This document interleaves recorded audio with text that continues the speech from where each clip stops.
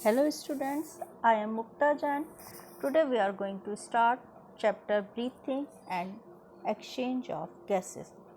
In our previous video we will discuss about respiratory organ in different organism, human respiratory system, and in this video we will discuss about steps of respirations and mechanism of breathing.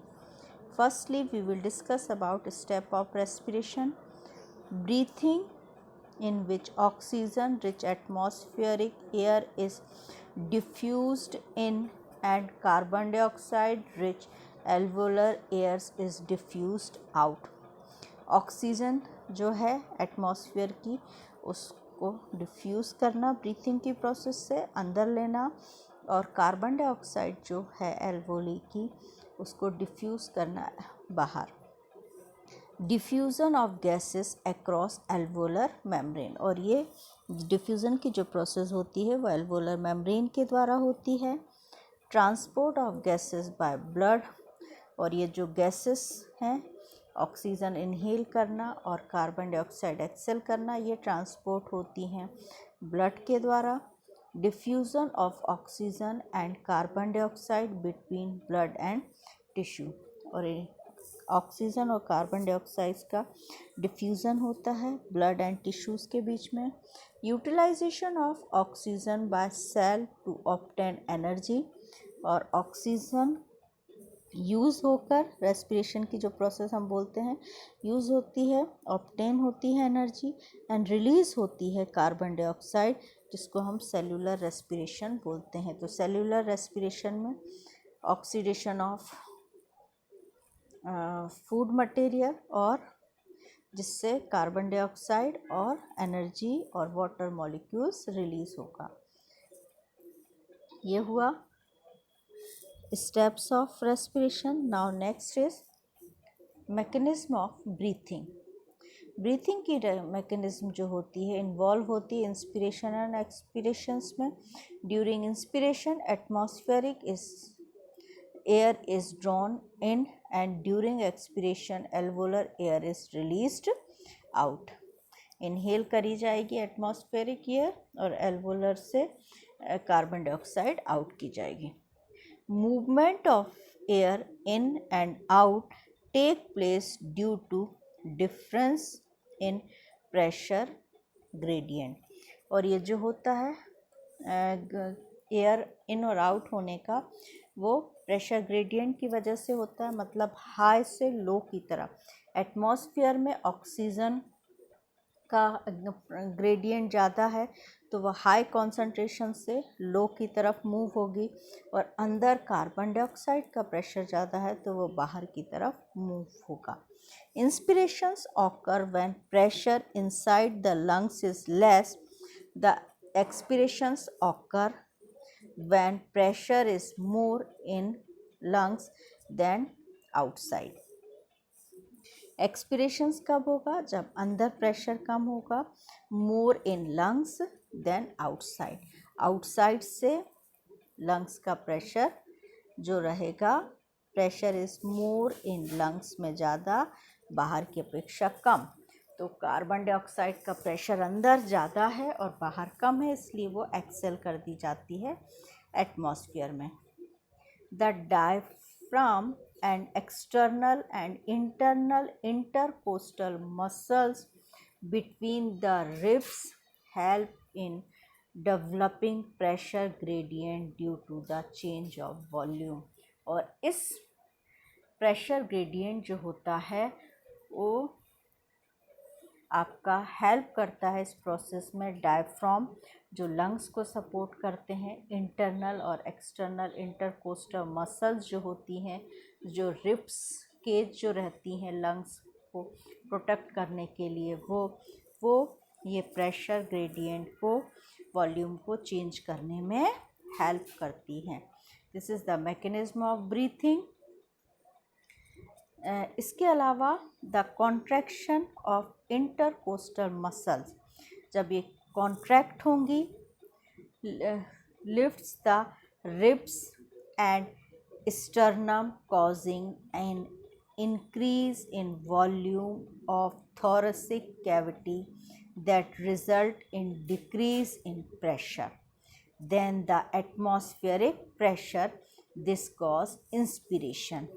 अब inspiration में क्या होगा, जो आपकी इंटरकोस्टस muscles हैं जो ribs की हैं और स्टर्नम जिसको हम टाइप के शेप की होती है, ये जो रिब्स केज को ज्वाइन करती है, ये जो मसल्स होती हैं इनका जो वॉल्यूम होता है थोरेसिक कैविटी का वो डिक्रीज़ होता है अकॉर्डिंग टू एटमॉस्फेयर, इसलिए ये इंस्पिरेशन की प्रोसेस होती है। और रिलैक्सेशन, जब ये रिलैक्सेशन होते हैं diaphragm and intercostal muscles reduce the thoracic volume, reduce कर देता है and increase the pressure of causing expiration. और जो ये प्रेशर होता है वो उस समय इंक्रीज़ हो जाता है क्योंकि ये कार्बन डाइऑक्साइड्स को बाहर करता है। The volume of air involve in breathing movements in estimated by using spirometers for clinically assessment of pulmonary functions. और ये ब्रीथिंग की प्रोसेस को हम स्पायरोमीटर्स के द्वारा चेक करते हैं कि इन्हेलेशन और एक्सहेलेशन की प्रोसेस कैसी हो रही है। Now look at the diagram. In first diagram air enter the lungs, ये लंग्स में आ रही है, ये रिब्स केज हैं, ये आपका लंग्स है, ये आपका रिब्स एंड स्टर्नम है। जो एंटर होती है तो डायफ्राम जो होता है वो नीचे की तरफ जाता है, कॉन्ट्रैक्ट होता है ये। और जब एयर एक्सपेल्ड होती है फ्रॉम द लंग्स से तो ये डायफ्राम जो होता है रिलैक्स होता है एंड आर्च्ड अपवर्ड, और ये ऊपर की तरफ जाता है। ये अप होगा मतलब ये रिलैक्स हो रहा है डायफ्राम और लंग्स को ऊपर की तरफ पुश कर रहा है जिससे एयर बाहर एटमॉस्फेयर में जा रही है। तो इन्हेलेशन की प्रोसेस के समय डायफ्राम नीचे की तरफ डाउनवर्ड्स होता है, कॉन्ट्रैक्ट होता है, और एक्सेल की प्रोसेस के समय डायफ्राम रिलैक्स्ड होता है और अपवर्ड होता है। ये हुआ mechanism of breathing. Next is respiratory volume. Respiratory volume की यदि हम बात करें तो volume of air involve in breathing movements can be measured by using of spirometers. ये जो हम इनहेल और एक्सेल कर रहे हैं ऑक्सीजन और कार्बन डाइऑक्साइड, उसको मेज़र करने के लिए जो इंस्ट्रूमेंट होता है स्पायरोमीटर्स, वो रहता है। फर्स्ट रेस्पिरेटरी वॉल्यूम है टाइडल वॉल्यूम। टाइडल वॉल्यूम जो होता है ऑफ एयर इंस्पायर्ड और expired during the normal respiration. Normal respiration के समय जब हम इनहेल करते हैं और एक्सेल करते हैं, ये रेस्पिरेटरी वॉल्यूम टाइडल वॉल्यूम कहलाता है। ये होता है about 500 millilitres in healthy man. Next है inspiratory reserve volume. Additional volume of air a person can inspire by forceful inspiration. Forcefully जो हम ऑक्सीजन इनहेल करते हैं, इंस्पिरेशन की प्रोसेस करते हैं, that is called inspiratory reserve volume. It is about 2500 millilitre of to 3000 millilitres. फिर है expiratory reserve volume. जैसा इंस्पिरेटरी रिजर्व वॉल्यूम था सेम वैसा ही एक्सपिरेटरी रिजर्व वॉल्यूम। फोर्सफुली जब हम कार्बन डाइऑक्साइड एक्सेल करते हैं, that is called expiratory reserve volume. It is about 1000 milliliter to 1100 milliliters होता है। Now next is residual volume.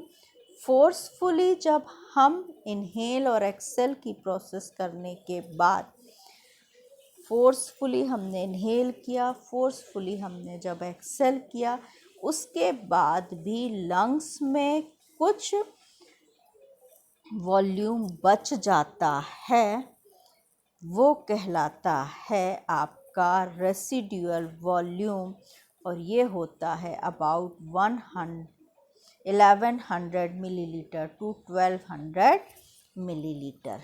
ये हुआ respiratory volume.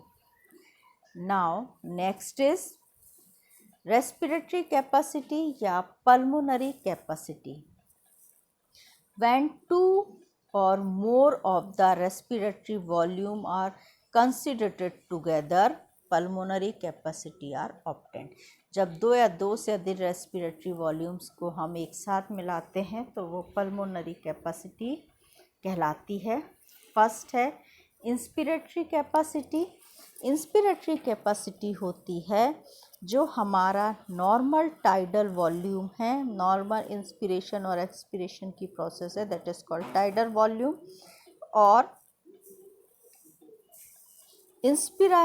Inspiratory reserve volume, forcefully जो हम लेते हैं वो वॉल्यूम, ये कहलाता है आपका इंस्पिरेटरी कैपेसिटी, मतलब इंस्पायर करने की capacity.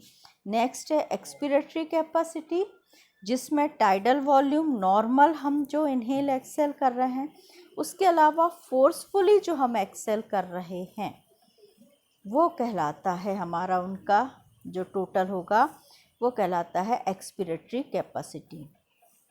Now next is functional residual capacity. Functional residual capacity कहलाता है जो आपका रिजर्व वॉल्यूम है।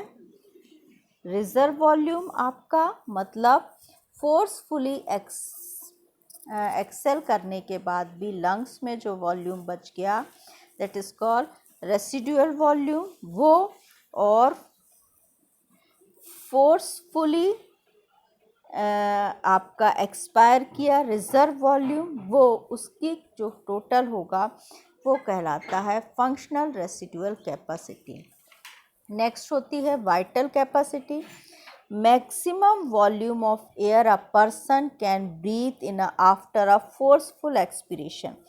फोर्सफुली एक्सपिरेशंस के बाद जो आपका एक्सपिरेटरी रिजर्व वॉल्यूम है वो plus tidal volume plus inspiratory reserve volume, that is called vital capacity.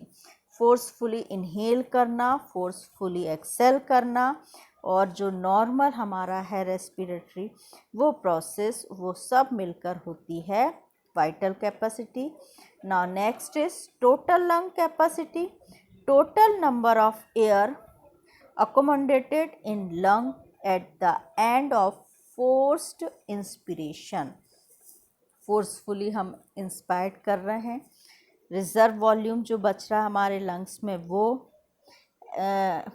Expiratory reserve volume, वो inspiratory reserve volume and tidal volume, that is called vital capacity, या जिसको हम बोल सकते हैं वाइटल कैपेसिटी हमारी क्या थी। वाइटल कैपेसिटी थी हमारी जिसमें हम फोर्सफुली इनहेल और एक्सेल करने के बाद जो हमारा टाइडल वॉल्यूम था वो, that is called vital capacity plus residual volume, ये सब मिलकर बनता है टोटल लंग्स कैपेसिटी। ये हुआ रेस्पिरेटरी कैपेसिटी या pulmonary capacity. Okay, thank you. I will continue in our next topic in our next video.